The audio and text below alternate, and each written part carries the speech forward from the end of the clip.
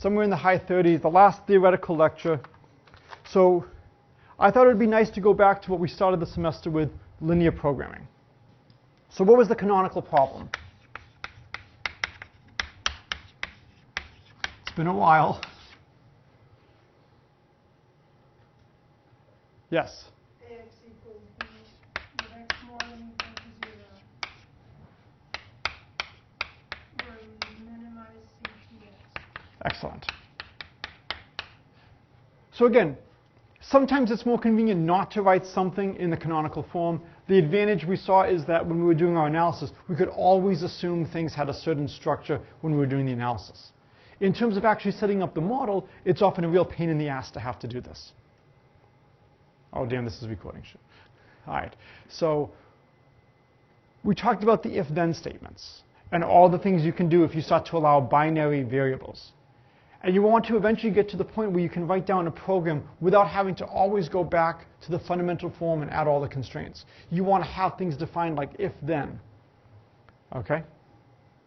So one of my favorite examples of linear programming with problems along these lines is a project I did many years ago with a couple of marketing colleagues of my wife for the movie industry. I've talked about this a little bit in the past, where they were trying to decide what movies to show on what screens at what times. And the group had earlier decided how to determine which movies the theaters should buy. But they hadn't done the more micro level of which time should each movie be shown on each screen. So it was a two-stage process. And of course, ideally you would just have these two run together. What do you think the hardest part of the analysis was? Setting up the problem. This is being recorded, so I will have to be very diplomatic, but I will say no. Setting up the problem was not the hardest part. Yes? Estimating demand. Estimating demand. So for the movie problem,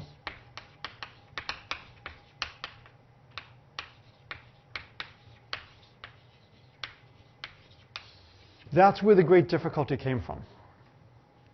We're not told how many people want to see a given movie.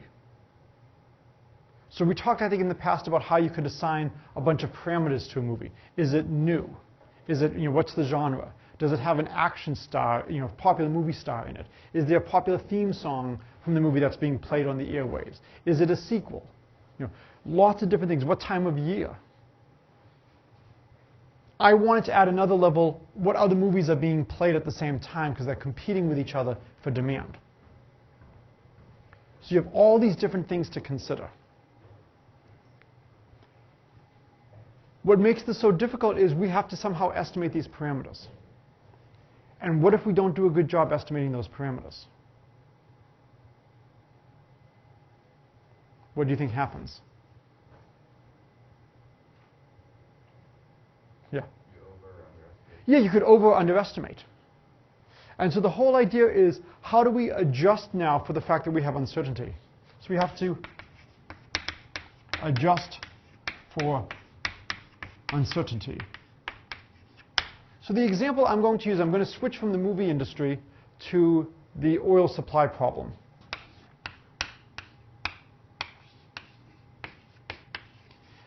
Did we do the oil problem earlier in the semester? We have a bunch of refineries in a bunch of cities. Refineries, 1, 2, R. They have supplies, S1, S2, SR. And then we have cities.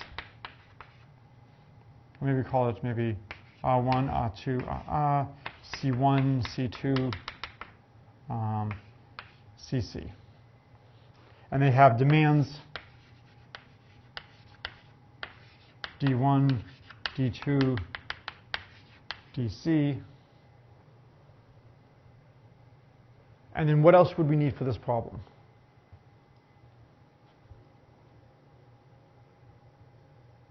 So I've got my refineries.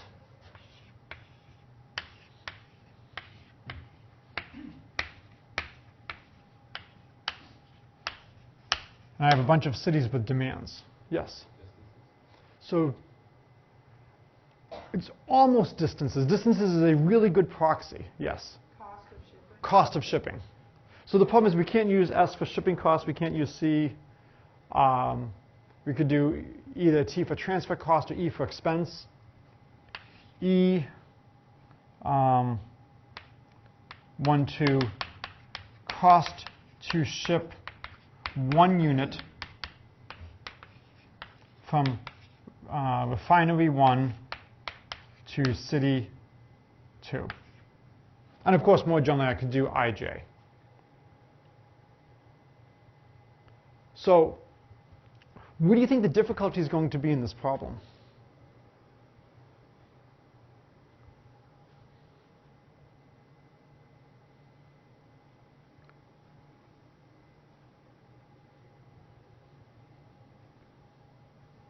Yes?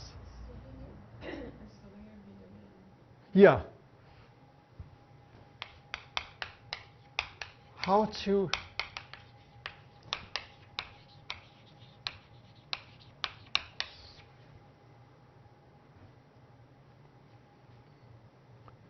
do we consider demand fixed and given to us? So the idea is we want to try to convert this, if possible, to something we already know how to do and see how well those techniques would work. Or if we can't quite convert it to something we've already done, what can we convert it to, and what would we need to be able to do that? So we saw that we could do binary integer programming. We could set it up in a very similar form, except the additional constraint that the x's were discrete wreaked havoc on things like the simplex method. Why did the discreteness do such damage to the simplex method? So this is a good way to review what we've been doing throughout the whole semester. What was the harm in making something discrete? Why does that hurt the simplex method? Yes? It was harder to find a feasible solution. Why? Yes? It relied on, continuously making. Excellent. Remember, we had these combinations and we had these parameters lambda or t, and we would vary that, and we would have a whole family of solutions. And we would vary until all of a sudden we passed a critical threshold. And then we would switch out, and then one of the components would become 0, and we would throw it away and we would replace it with something else. And so because we had discreteness, now we can no longer do that. That's the real reason why the integer programming just kills the simplex method. So over here now, we want to estimate the demands. What do you think might be a function, what do you think might control the demand of these cities for oil?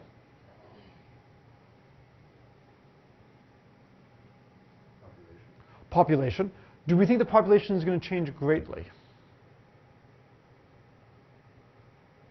Or let's put it this way. In a random way with fluctuations we can't predict. Anybody from Massachusetts? Okay. So a part of Massachusetts for years has wanted to secede from the rest of the Commonwealth. Do you know what part?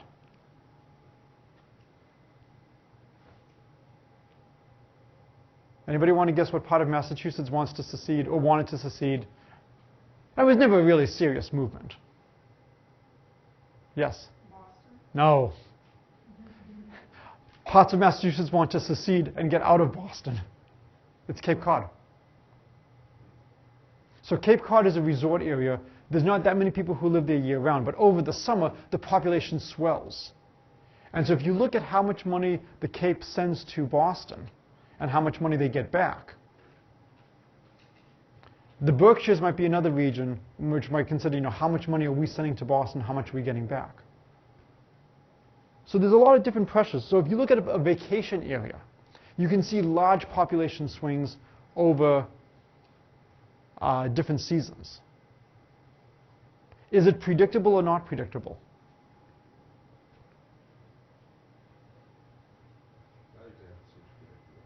I would say it seems mostly predictable. There could be some small fluctuations, but you should have a main component and hopefully a smaller lower order term. And the idea is maybe if we can handle the main component, we can then tweak the solution a little bit as we have those extra fluctuations. What do you think might control those extra fluctuations?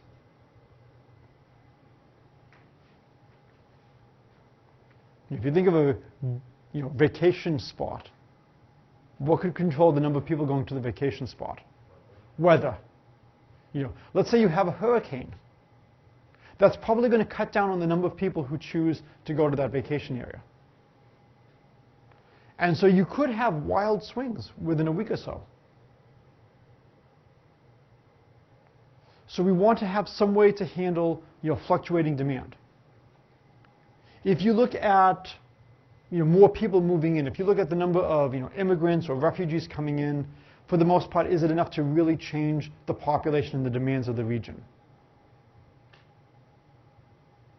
Percentage-wise, is it a significant amount that's coming in? No. So something like that's not going to really make a difference. But when you have a vacation area, if you have a hurricane come in, that could make a huge change.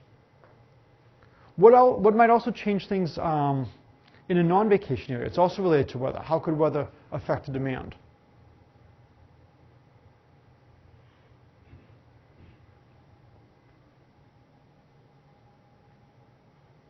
How many of you have been at Williams over the summer? Did you ever get any emails about turning off your computers and lights during the summer? That the power grid is being stressed right now. Please, if you don't need it, to turn it off right now. Do they send those to the students? Really? Oh, okay. They send these emails to the faculty that the power grid is being really hit right now, and if possible, please minimize your use in these hours. So if you have certain types of weather which could cause people to either need more energy for air conditioning or for heat, that could greatly affect demand. So we have just the general situation where we have a problem like this, and the difficulty is over here in trying to estimate the demand. So there's a couple of different ways we can go. And so I thought I would talk about a few different ways. So the first is, I think it's called the expected value approach. Yeah, it's called the expected value approach.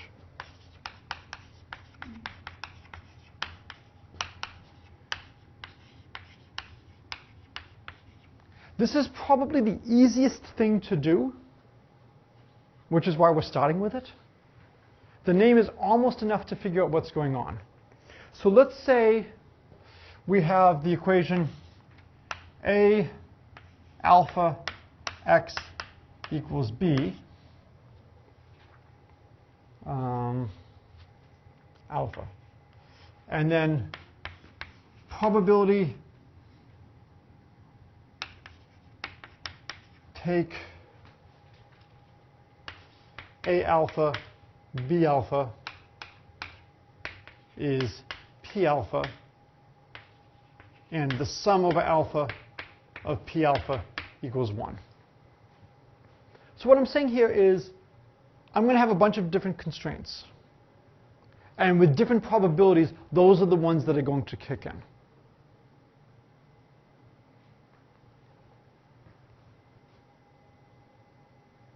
And then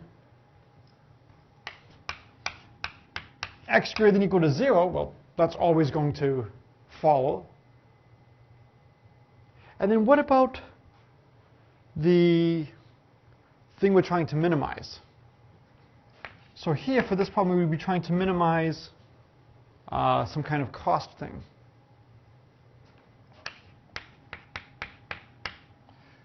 Do you think the cost should be allowed to vary?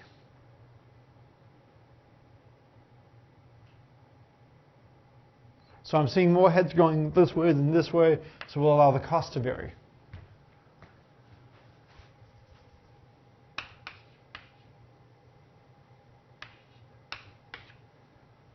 Why do you think the costs might vary?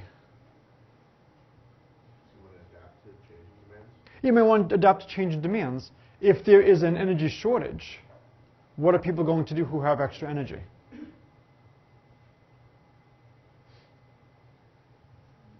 They're going to what? They're going to sell it. And at what price are they going to sell it? Probably a high price. So they could try to take advantage.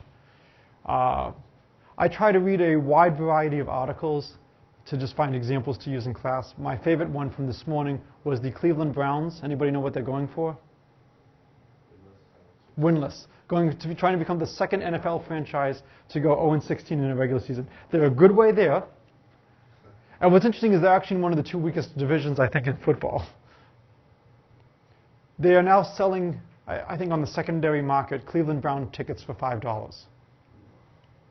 And so to really put this in perspective, they were saying how much gas you could buy and drive for $5. You know, how much milk could you buy for $5? To just really say, come and see the Cleveland Browns play, it's affordable.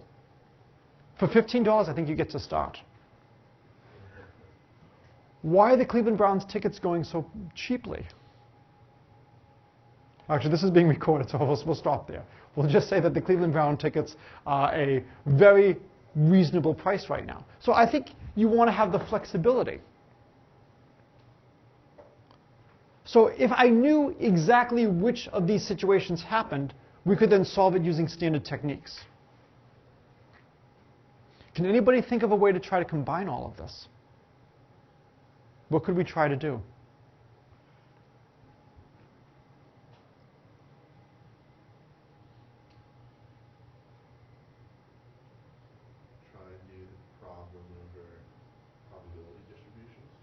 Okay, so how would we do that? I like the idea. So I'm telling you, I know the probability that each situation occurs. Now that itself is hiding a huge amount of mathematics. Is that I have somehow found a way to estimate these various probabilities. I know the probability a hurricane is going to hit, and if it hits, I know what's going to happen. I know the probability that the heat wave hits, and we're going to need this much more. Yes? Solve the problem with maximum probability. Maybe I'm not understanding something, but these are different problems that may occur. Correct. But is the probability that specific problem? The probability that we have the triple A alpha, B alpha, C alpha is P alpha. And the sum of the P alphas is 1. So what we've done before is old case Pi equals 1 if I equals 1 and 0 otherwise. That's what we've done so far in this semester. We've done the case of perfect information. And now what we're trying to do is, let's assume we no longer have perfect information. Oh, so you solve each problem and weight the solution by the probability. Okay. So, again, how many of you have had job interviews where they give you something new on the spot? And they want you to just see your thought process. This is another reason why I'm trying to do it like this. It's just, how would you attack a problem you've never seen before? When I was doing, and this also happens in academia, when I was doing my general exam, they asked me how to do a certain type of problem in complex analysis. But I had noticed when I was preparing for the exam that you could actually do it using real analysis with a trick that I remember doing when I was an undergrad. So I asked you, can I solve this problem using real techniques because it's a complex question? They said, yeah. However you want to solve it is fine. So I solved it, and they said, oh, okay, we got a smartass here. And they started tweaking that and gave me generalizations of the Fourier transform on the spot. And they just wanted to see how would I attack something I haven't seen. And I was okay, well, let's see. I've seen things about the Fourier transform. Let's see how I can pass it on here. What I really care about more right now is just getting an idea of how would you attack something you haven't seen before. What are the things you would try? We can then go and read the solutions. The ideas are actually fairly straightforward for a lot of the stuff. But it often takes a while to figure out which one is going to work best. So we had one idea. So what was your idea? Solve all the problems and then sum them, weighting each solution by the probability. So x is going to be the sum over alpha of x alpha optimal, say, times p alpha, sorry.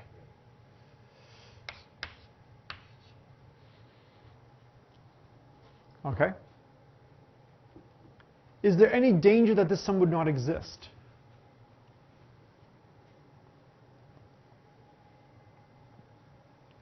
So you've just given me a sum. You always want to justify that your sum exists.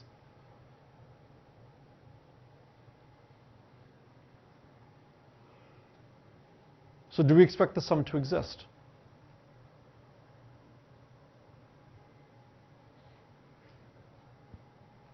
Or give me some conditions that are reasonable that would imply the sum exists.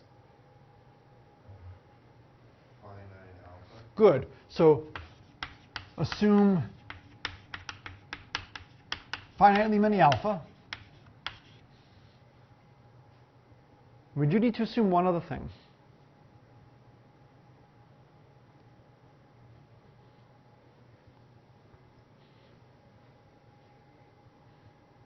Yes? Well, that's extremely close. Well, how could it not be bounded? Because that's a real number between 0 and 1, and these are real vectors. So there's only one way that that would not be bounded. So what would it mean for x not to be bounded?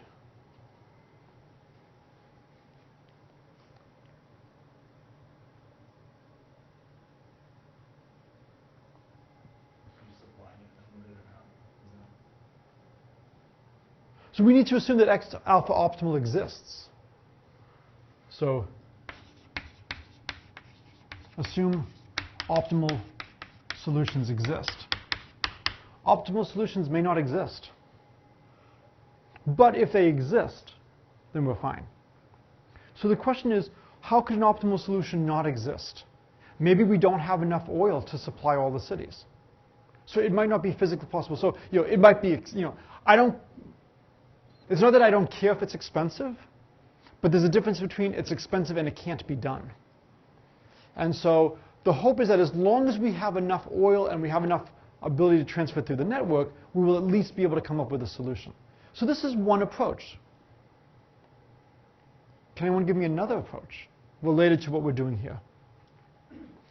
So you weighted the solution. So what you did is you solved each problem. So how many problems did you have to solve? Yes, the number of problems you have to solve, solve. Is there a capital alpha in Greek? Alpha. It's just an A. Solve A problems. That's a horrible notation to use. Solve number of alpha problems. So if we have a lot of different possibilities, this is going to be a huge computational nightmare. You just take the highest PA and calculate that one. So one possibility is to take maybe the most likely. If we have a pretty flat distribution though over large grounds, there could be dangers, but that's another possibility. Take most likely P alpha or a subset. Yes? Instead of weighting the solution, you weight the parameters. Excellent. A, B, and C. So let's let A be the sum of P alpha, A alpha, B equal the sum of P alpha, B alpha. Make sure you email me. And then C will be the sum over alpha of P alpha, C alpha. This is now much better, only one problem.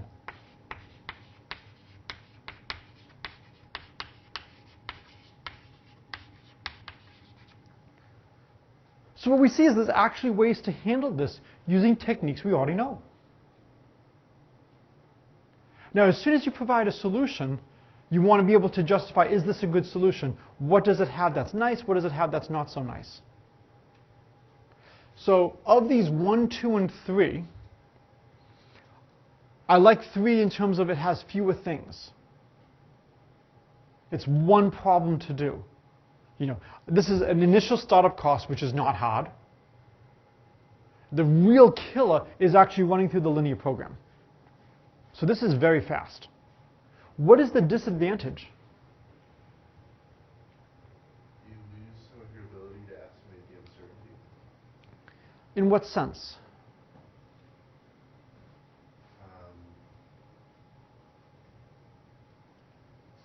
Probabilities get sort of summed through the parameters initially, right? Right. And so sort of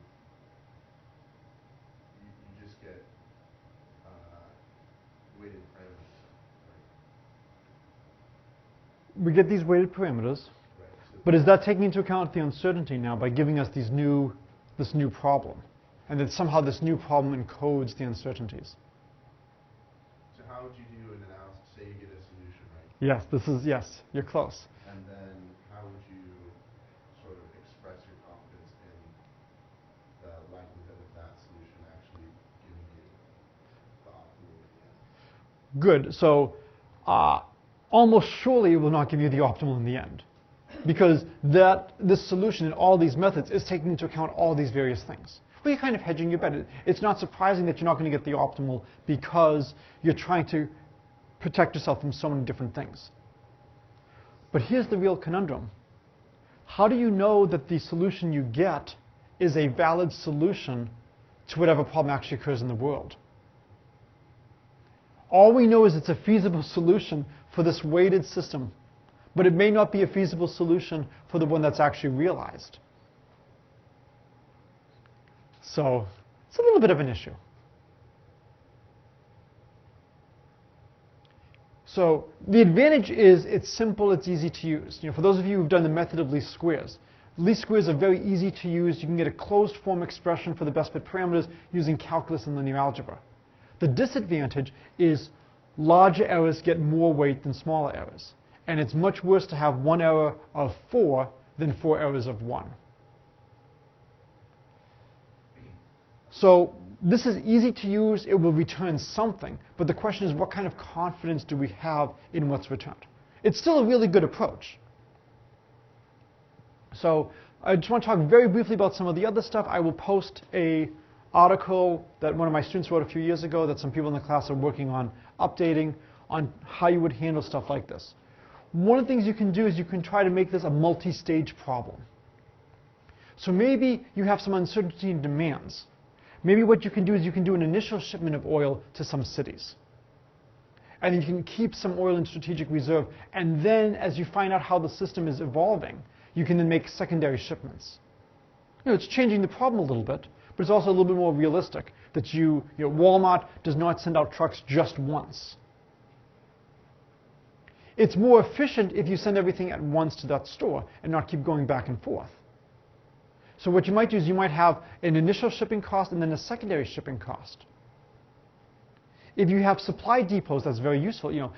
So when I go back to my cities, maybe I ship some stuff from this refinery to here, but maybe I can actually store extra oil here. And then in the second stage, I could ship oil from there to this city or that city if needed, and not have to go all the way back to one of the refineries.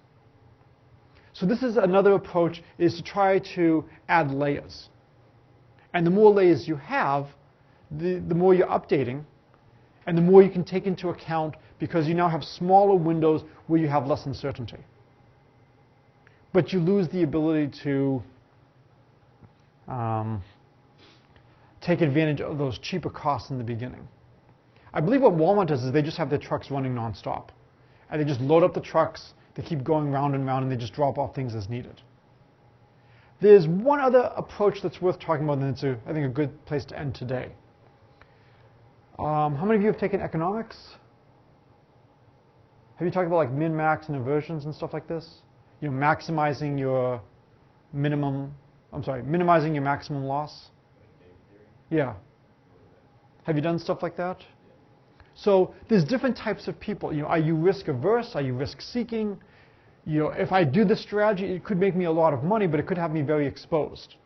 Which would you rather do? Would you rather have a guaranteed sure income, or would you like to have something very risky? So I can give you things where the expected values are such that the sure income is better. Which would you rather have? 100% certainty of getting a penny from me, or 1 in a trillion chance of getting $1 million from me? The penny's a better deal, right? The expected value is better. How many people want the sure penny? Wow, so all of you, you're math majors or friends of math majors, and no one is taking the sure penny? Why not? You can put it in like those little things at Walmart, and it spins round and round and round, and then it goes to charity. So you can give it away. Yes. No, that costs like 50 cents to put the penny in. And yes, that's. So nobody wants the sure penny. which is good because I think oh, actually, no, I do have 1 penny on me, so okay, I could have done it. So nobody wants the short penny. Why not? So as I said, it's not going to change your life. You can't really do anything with the penny. But the $1 million, even though it's unlikely you're going to get that, you get that, that's a deal changer. And then you can start asking, well, what if I start changing it? What if it's $100 or $1,000 versus a possible $1 million? And where is the point where you would say, I would rather just take this money? There's a game show that I do not like that I'm sometimes forced to watch, Deal or No Deal. How many of you have seen this? The best I ever saw was a documentary on some of the people who played, where they go, we're really normal people, but just when the game happens, I don't know what happens, we get, I mean, how many people do not know how this game is played? They show you 26 cases, you choose one of them, and there's money from 1 cent all the way up to $1 million, and you keep opening different cases, and you have to decide, do you want to keep your case or do you want to keep going on? And the game show will offer you a certain amount of money every so many cases, and you can take that money and walk away. And frequently that money is below your expected value. But at some point, you start to look at, well, how much money is left on the table? What's the maximum I could win? I've already got an offer of $150,000. Maybe I can go up to $400,000, but $150,000 is enough to change my life. The extra $250,000, I'm going to lose a good chunk to taxes anyway. So it's where is that critical threshold? And so another analysis for a lot of these is you look at the worst possible case and you try to minimize your losses in the worst possible case. So there's lots of different approaches like this. Okay. And then